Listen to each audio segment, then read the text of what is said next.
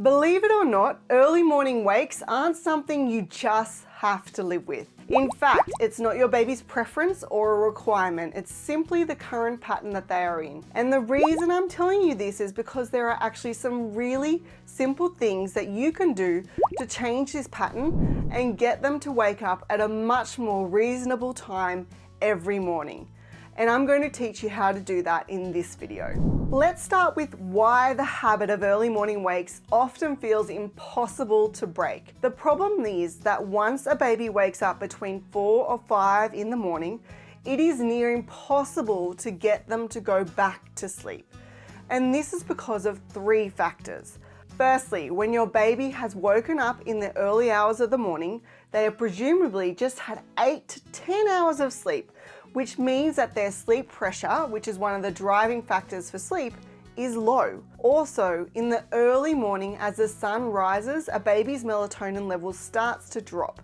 And this tells their body that it's actually time to wake up. In addition to these 2 factors, sleep is also very, very light in the early hours of the morning, which means that it's easier for a baby to accidentally be woken up by environmental noises, hunger, or just general discomfort from a wet diaper. So although your baby may need more sleep, all of these factors are actually encouraging them to wake up early. To fix an early morning waking habit, you need to try and address each of these factors.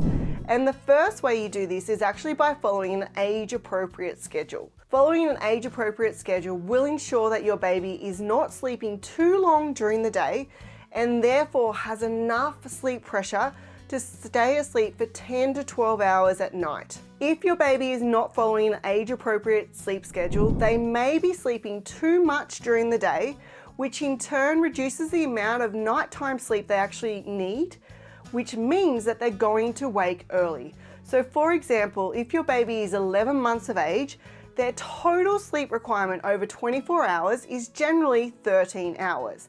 But if they're sleeping for 4 hours during the day, then they only need to sleep for a maximum of 9 hours overnight, which means if they go to bed at 7 o'clock at night, then no matter what you do, they're going to wake at 4 a.m. because they've had their 9 hours of sleep.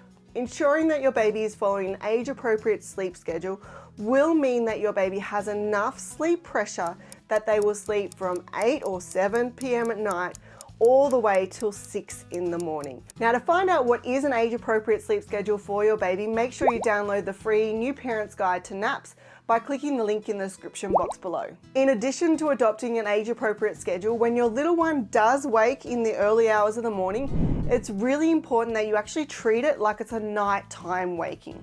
And by that, I mean you keep the room dark and quiet and stay in bed until the desired wake up time. At all costs, you want to avoid starting your day at 4 or 5 a.m. in the morning because you don't want to accidentally encourage your baby to develop an early morning wake up habit, which will happen if you start your day too early. So for example, if you have a 9-month-old baby who wakes at 4 a.m. and you start your day at this point, you are going to notice that after being awake for 2 hours, they need their first nap. And after sleeping for 1.5 hours, they'll wake up from that first nap at 7:30 in the morning. Then, after being awake for 3 hours, they're going to be ready for their second nap, which means at 10:30 in the morning, they're going down for their second nap, sleeping for 1.5 hours, and then waking at 12 o'clock. Now, as 9-month-olds can generally only stay awake for 5 hours following their second nap, that 9-month-old is going to be ready for bedtime at 5 p.m. And because 9-month-olds only sleep for around 11 hours at night max, they're going to be ready to start their day at 4 a.m. the next morning. And very quickly, you can see that that baby develops an early morning wake up habit. So to ensure that you don't accidentally create a habit of early morning wakes, when your baby does wake early in the morning, treat it like it is a nighttime wake until your desired wake up time. Keeping your baby's bedroom dark until the desired wake up time will also ensure that it limits your baby's exposure to light in the morning, because light exposure in the morning actually tells your baby's internal clock that it's time to wake up.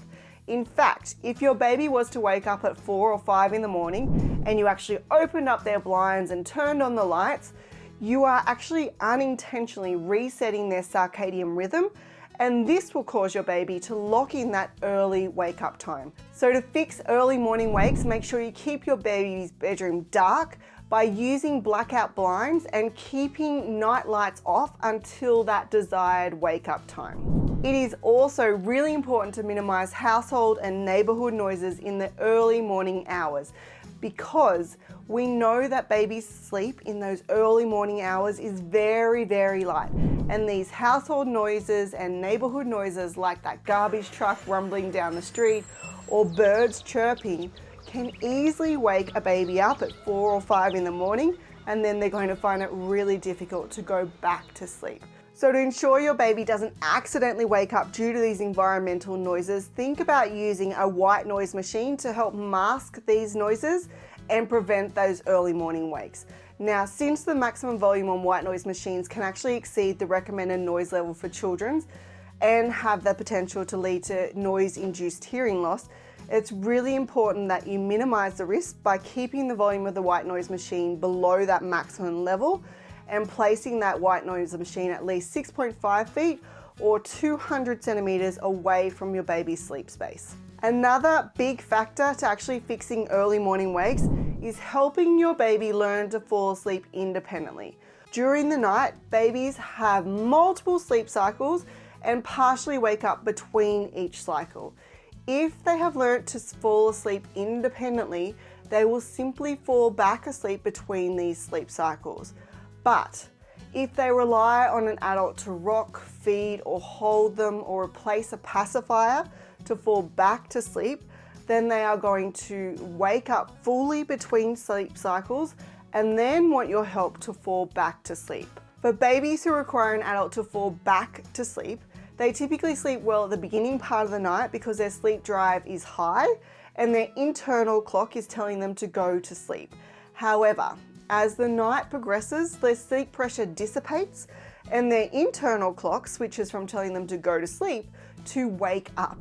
So they start to wake more frequently during the early mornings and call out to an adult to help them fall back to sleep. For example, if your baby needs your help to fall asleep, they may go to bed easily at 7 p.m. at night, and then they might wake at 1, 3, and 5.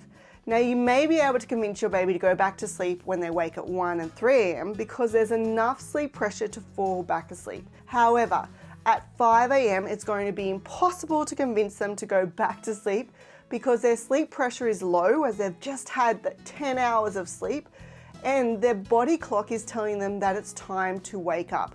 And that is exactly what they will do. So you can see being able to fall asleep at bedtime and back to sleep at night wakings throughout the night is actually a vital skill in conquering those early morning wake-ups. In addition to early morning wakes, another common sleep problem parents often experience is short naps. Now, if this is something you are struggling with, make sure you watch this video next to find out the 6 different reasons why short naps generally occur, and more importantly, what you can start to do today to extend your little one's short naps. Thanks for watching, and I'll see you next week where I'll share more parenting tips and tricks.